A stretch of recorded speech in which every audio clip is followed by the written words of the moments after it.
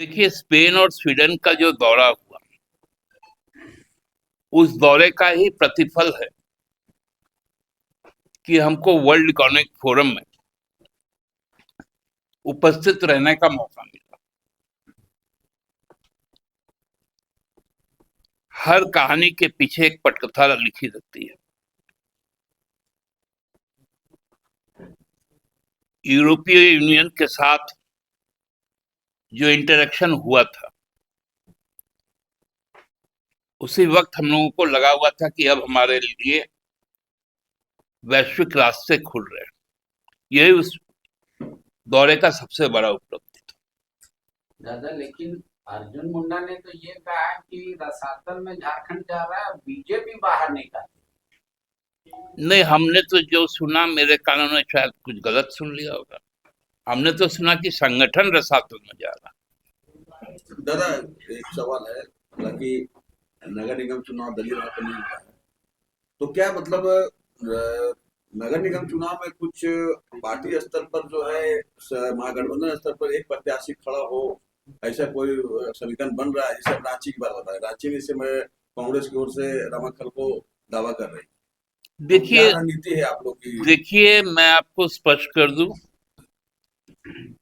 कि नगर निकाय का सभी जगह पर जहां चुनाव हो रहे हैं, वहां दलगत स्थिति में लोग चुनाव नहीं लड़ रहे हैं, लेकिन दलीय चेतना के साथ चुनाव लड़ रहे हैं। हमारा जो दलीय चेतना है कि झारखंड को मजबूत बनाए, झारखंड के शहरों को स्वच्छ, सुंदर, स्वस्थ, सुव्यवस्थित करे, उसी चेतना के साथ हमारे कार्यकर्ता चुनाव लड़ेंगे। नहीं, गठबंधन की चेतना है कि नहीं ये? अब केवल हम ही गठबंधन निभाए, ये यदि कोई बार बार एक्सपेक्ट करे तो हमको लगता है कि हमारे साथ नाइंसाफी। हम बड़ा भाई कहीं है तो कहीं छोटे भाई भी तो थे। दादा,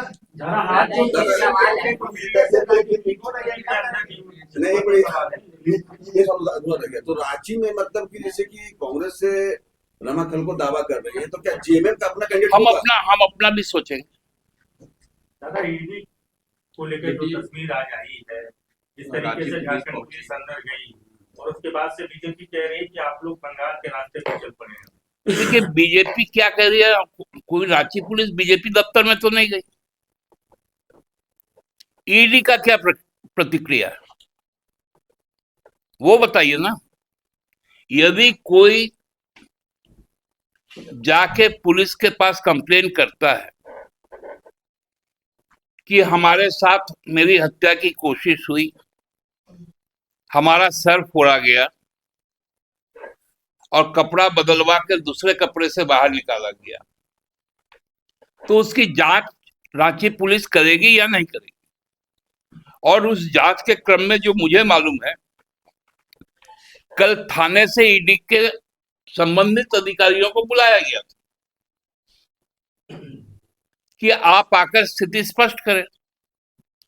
कल वो नहीं गया,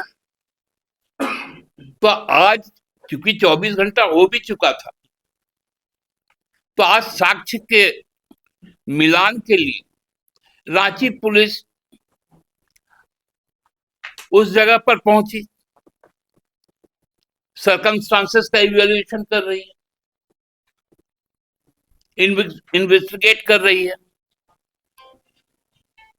तो इसमें बाबूलाल जी का पेट में दर्द काहे हो रहा है? बाबूलाल जी का ये कहना है कि रांची पुलिस इस मामले में इतना प्रोएक्टिव दिख रही है, जब गरीब के बच्चे गायब हो गए थे तो ना तो 24 घंटे में मामला दर्ज किया गया था, ना डॉग स्क्वाड आया, ना सीएफएल। तो एक आंख में काजल और एक आंख में सुरमा से क्या समझा?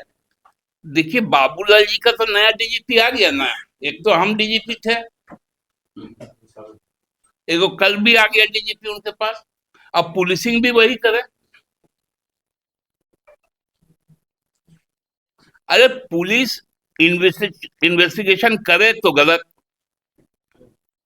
ना करे तो भी गलत। अरे फ्रस्ट्रेशन में क्या बोल रहे हैं, ट्वीट कर रहे हैं गृह मंत्रालय को, आप और सेंट्रल फोर्स भेजिए। क्या चाहते हैं आप कि स्टेट फोर्स और सेंट्रल फोर्सेस में क्लैश हो जाए? ये क्या प्रोवोकेशन है? उन पे तो आपराधिक मुकदमा दर्ज होना चाहिए उनके इस ट्वीट पर। मैं तो रांची पुलिस से मांग करता हूं कि प्रोवोकेशन के लिए, आर्म फोर्सेस के एक दूसरे के खिलाफ भड़काने के लिए एक आपराधिक साजिश के तहत बाबूलाल जी पर अविलंब मुकदमा दर्ज। ये क्या नाटक बना के रखा है? कोई भाजपा के दफ्तर में घुसा है क्या रांची पुलिस? अरे जो प्लेस ऑफ क्राइम है, ऑकरेंस जहां पर हुआ है, वहां नहीं जाएगी तो किसके घर जाएगी? क्या मतलब है सेंट्रल फोर्स को भेजने का? उनको लॉ एंड ऑर्डर, उनको सुरक्षा हम देते हैं। ये नाटक बंद कर दीजिए, हम लोग इसको बर्दाश्त नहीं करेंगे। दादा ये अंश और अंशिका की रिकवरी का श्रेय आप किसे दे रहे हैं, पार्टी किसे देती है? देखिए, निश्चित तौर पे श्रेय तो रांची पुलिस को है, क्योंकि झारखंड पुलिस को है, क्योंकि जिस तत्परता के साथ लोगों ने काम किया,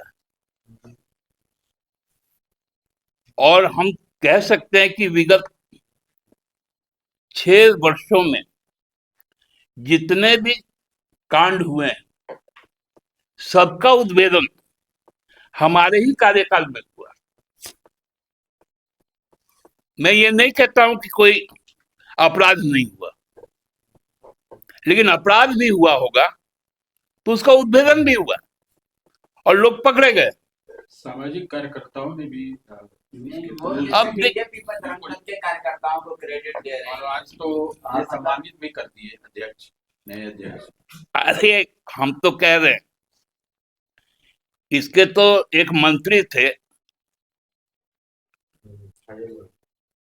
जो मॉब लिंचिंग के लोगों को माला तक पहनाए थे। ये फर्जी वाले जो चलाते हैं ना, ये इनकी सोच है।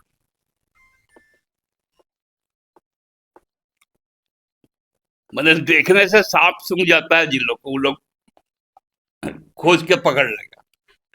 ये सब मतलब क्या कहे, मतलब मत बोलो, ये सार्वजनिक जगह है।